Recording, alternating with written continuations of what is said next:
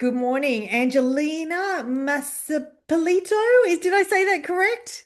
Well done, Joe. Not many people do it correctly, but you've done a perfect job. So thank Oh you. gosh, yeah, look, I'm happy to be corrected if I get someone's name wrong. Congratulations. It's exciting to talk to you. Your book, it's out now. It's called Yes, Les Conde. Is that's that how you right. say that? Yep.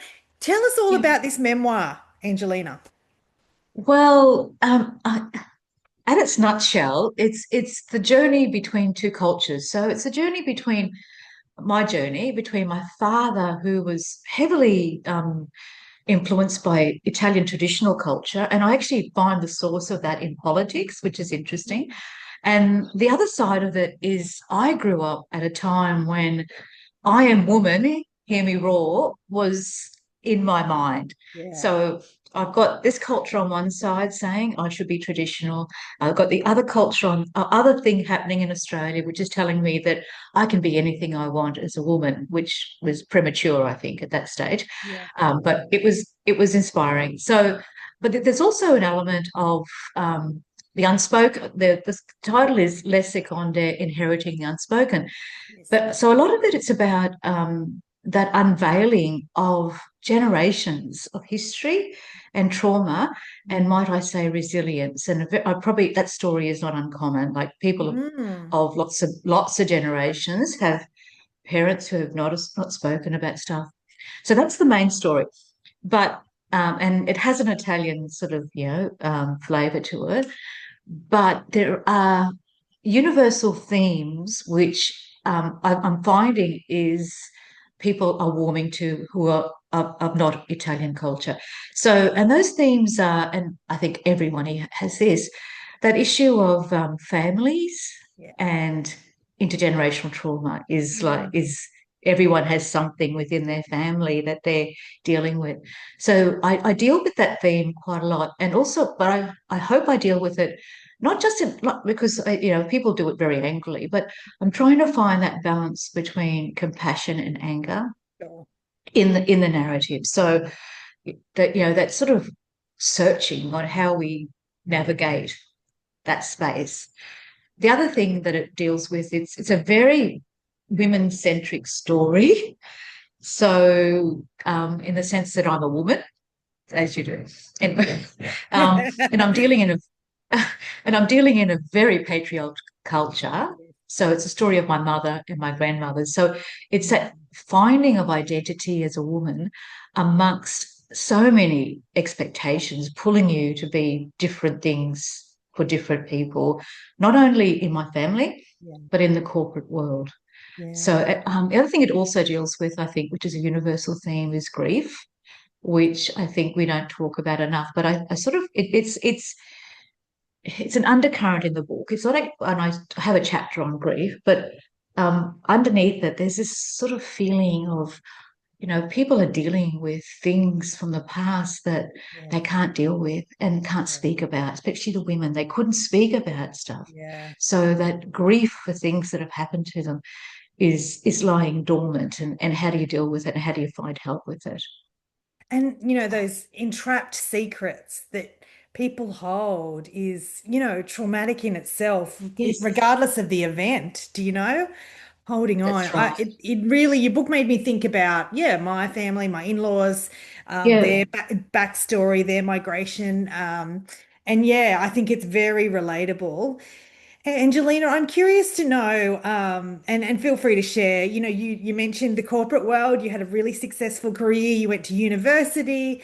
The girl who grew up on the sugarcane farm, who went to university, who went on this journey. Tell us why now writing the memoir? What's that inspiration?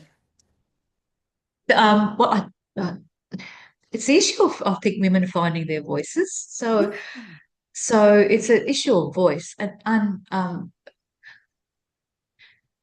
in an Italian family, and a lot of women didn't have voices Yes. many years ago, and they couldn't speak about stuff, and it was sort of this sort of thing that women had to be a certain way. Sure. And I found that was the same in the corporate world, by the way, Hmm. that our voices, while they're encouraged, in a Yeah. corporate sense and the work that we do, there was things we can't say. We Yeah. have to navigate this really narrow path of trying to be authentic to ourselves, but still surviving in a Yeah. culture which is very male dominated and where your voice isn't always heard. So there's also this issue of Italian voice, of leaving a town that was so Italian centric. England was, well, so many Italians, going into corporate life, which is very Anglo-Saxon Yeah. based, and not being able to talk about things were so intrinsic with my history. The book uncovers some really shocking things about my history that I didn't know about, but Yeah. also inspiring. But when in corporate culture, especially for people of different heritages, we can't always speak about it. We Yeah. can't speak about things like that. So, and I retired about 3 years ago, so I have no constraints. I can say Yeah. whatever I want. Well, So, from personal perspective, like you definitely found your voice. There was lots of curiosity when reading about, yeah, the journey and the background. Angelina, tell us if we're interested in the book, if we're interested in connecting with you. I know you've got a website. Point us in yeah. the direction. There'll be people all around the globe watching this. So I know the book's on Amazon. Where do we go if we're curious? Fantastic. Also, I just want to add that the feedback I've had from readers is that once they start the book, they read it in one sitting or over a weekend. Yeah. So I think I've pulled that narrative, and Yeah. the story I think is hopefully very compelling. Yeah. So I have a website, www.angiemastrippolito.com. It's available on Amazon. If you want a paper copy, ebooks all over the world. Yeah. So if you're interested in a story that's a little bit Yeah. different, um, but I think also a story that actually deals with the hard things honestly. Yeah. This Les Seconde is a book for you, like from that Yeah. perspective. Angelina, what I'll do is I'll put links in the show notes here to Sure. make it easy for people to connect with you, Yeah. to get the book, and then to Yeah. even send your feedback. I think that's can be a really powerful journey from reader to Yeah. author.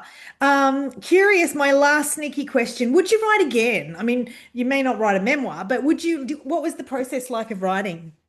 Oh, it took a long time. It Yes. went in different directions because initially set out to write a book about intergenerational trauma, ended up rewriting an Italian immigrant story. But that's by and by. So that journey of going down rabbit holes and finding history that I didn't know about my family through photos and letters was really exciting. It was like aha moments all along the way. So I really enjoyed it. Writing about things in my past was a little bit difficult, but I think I'm at a stage in my life where I'm okay to write about those Yeah. things of, I'm an adult woman, I've Yeah. processed a whole heap of stuff. So it's Yeah. all good.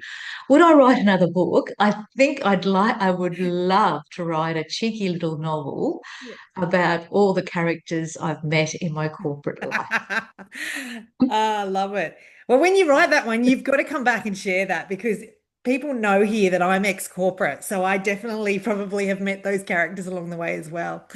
So, yeah, Angelina, thank you so much for joining us. Good luck with the book and the thank journey. you. And I would hope to speak to you again sometime in the future.